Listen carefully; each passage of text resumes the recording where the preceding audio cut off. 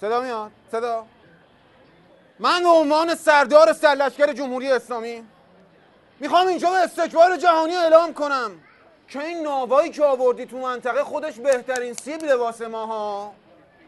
اگه بخوای دست از پا خطا کنی، اون وقته که با مشت پولادین بهت جواب میدیم. مشت پولادین.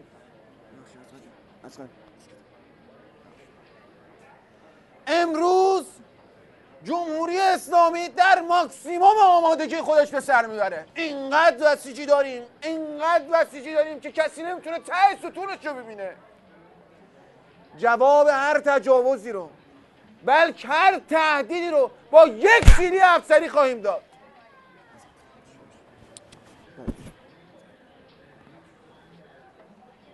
یاوه‌گویان شرق و غربی فکر نکنن که میتونن هر شیطنتی رو تو منطقه خواستن بکنن دا.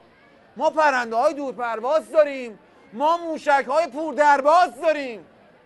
اقتدار ولایت فقیه و نیروهای مسلح جمهوری اسلامی جواب هر لنگ و لگدی رو خواهد داد.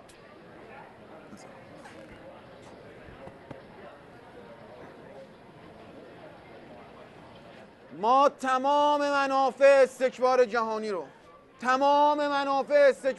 رو در سرتاسر عالم به آتش خواهیم کشید. به آتش خواهم کشید. منت میزنه یا دشمن میخوای بکشید؟ اینقدر شکم باد کرد. شکم تو جمع کن. مرتی که رفی با من چه ساده که دارم سخنرانی میکنم. من یه خواهدی با دشمن طرف